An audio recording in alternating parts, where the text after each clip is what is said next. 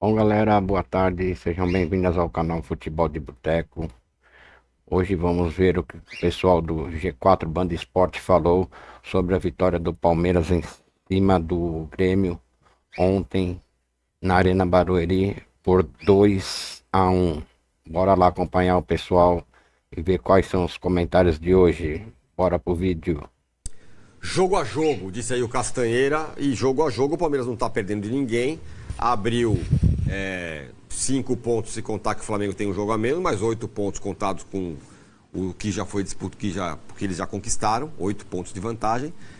Olha, fico com o que o Vessa falou, Massa.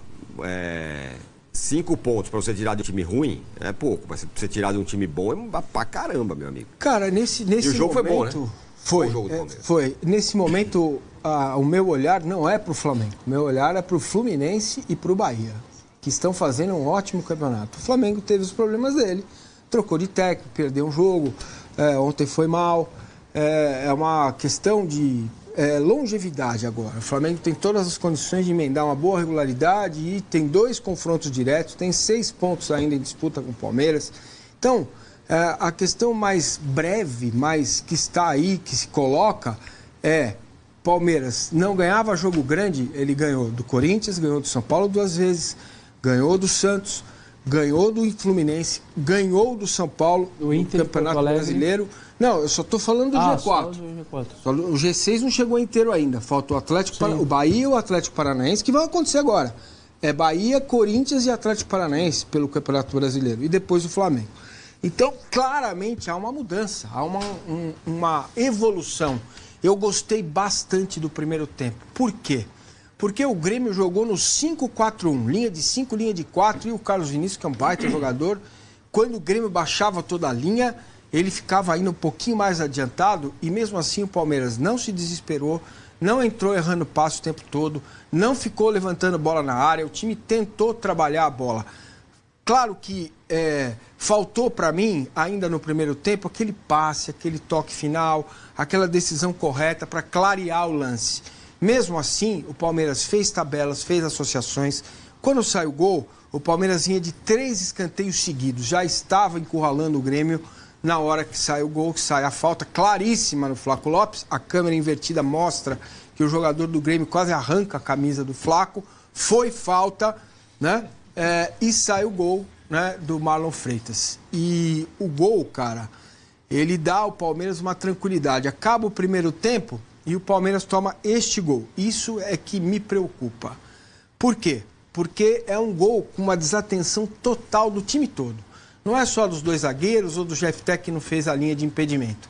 Os 2 zagueiros até estavam bem posicionados, com o Giai Lenhador, que jogou muita bola de novo, tá? Então sai o gol. E o Palmeiras demorou, pelo menos, o gol saiu aos 8, pelo menos uns 15 minutos para voltar para o jogo, para começar a trabalhar. Tiveram as mudanças. Felipe Anderson está se colocando para jogar por dentro e entrou muito bem. Saiu o segundo gol do Palmeiras, do Malo, e aí, cara, acabou o jogo. Acabou o jogo. Esse foi o momento mais difícil do Palmeiras no segundo tempo. Foi quando a música é bom jogador, dá esse chute, aí estava 1-1 e o Grêmio estava um pouco melhor no jogo no segundo tempo. Eu gostei bastante do que eu vi. Acho que o Palmeiras está em franca evolução. Mesmo com data FIFA, com jogadores fazendo viagens longas. E agora, hoje de manhã, eu conversei com a Isa Labate, foi companheira nossa aqui, e ela me deu uma informação muito interessante. O Palmeiras vai jogar domingo em Salvador e depois, eu não tive tempo de checar, mas a Isa é uma profissional séria, ela me passou essa informação. O Palmeiras vai para Salvador e de lá já vai para Barranquilla, tá? Para Barranquilla não, para... Né? Não é lá, é Cartagena. Tá. O jogo. Isso, o jogo vai ser em Cartagena porque o Júnior está com o estádio em obras, ok? Então aí são 5h30, 6 horas de voo direto. Tá em Salvador, claro, você está mais perto do seu objetivo. Não faria sentido voltar para São Paulo para depois embarcar na terça-feira para lá, enfim. A minha preocupação agora é com o Vitor Roque, que não volta, não consegue voltar, o tornozelo dele o cara não consegue ficar em forma, né? Me parece que vai perder a Copa do Mundo também, se ele tinha alguma chance, a chance já foi.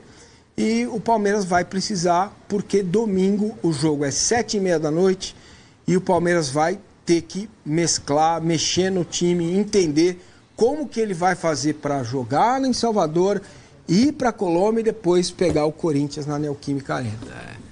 Vessa, gostei da sua participação inicial, quando você falou tirar ponto de time bom é outro papo. Porque... A gente vai falar do Flamengo daqui a pouco, mas só pelo viés do Palmeiras. Mas porque o Palmeiras está com 22-9. Ele já está de novo acima de 2 pontos por jogo. 81% de aproveitamento, cara, é absurdo. 2 pontos por jogo normalmente dá título, ou você luta pelo título. O Palmeiras, de novo, já está acima do 2 pontos por jogo. Então, isso chama atenção.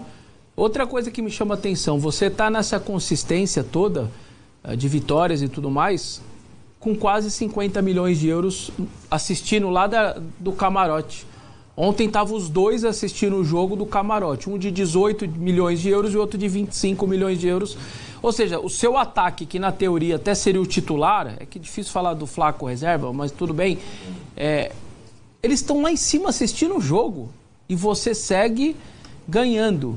E vitórias essas que continuam sendo... O torcedor, lembra que eu falei aqui, tinha torcedor bravo, não sei o quê. Eu falei, gente, são vitórias por um gol de diferença, mas que são vitórias. E tinha gente preocupada, não, porque fica na conta do chá, ou porque perde muito gol, ou porque toma uma bola passando, raspando a trave, você corre o risco de não ganhar o jogo. 2-1, Grêmio, 1-0 São Paulo, 2-1 Botafogo, É incrível. Mirassol, assim. 1-0? 1-0 Mirassol, 2-1 Novo Horizontino, 1-0 Novo Horizontino, 2-1 São Paulo, 2-1 Fluminense. Não tem margem contra ninguém, mas tem tudo isso é vitória. Então acho que o torcedor também tem que dar uma segurada nessa hora. E tem tudo uma consistência. Pontos, né? Tudo isso valeram os mesmos 3 pontos. Não foi 3-0, não foi goleada, podia ser uma vitória mais tranquila. Tudo isso é verdade. Mas há ali uma consistência diante de um cenário que você não tem nem os seus dois atacantes à disposição. Então, realmente, é uma campanha muito forte. E vou falar, a do Fluminense é muito boa, a do Bahia é muito boa e a do Flamengo é ok. O problema é que já tem um fazendo 22. E já está lá o tempo já em cima. E entra, para terminar, entra numa semana que é muito importante. Não é pela estreia na Libertadores. Porque o Palmeiras nesse grupo, de novo, vai ser o primeiro do grupo, tá tudo certo. Porque ele pega o Bahia, ou fazendo o Bahia encostar de vez para te encher o saco, ou você podendo abrir já 8 do Bahia também. Isso é muito grande. Do Bahia vai abrir. Então é uma vitória que o Palmeiras pode levar uma liderança ainda maior contra um concorrente que tem um calendário tranquilo só de uma competição. E depois vai Itaquera, aonde vai ser, o Flamengo foi e não levou os 3, por exemplo.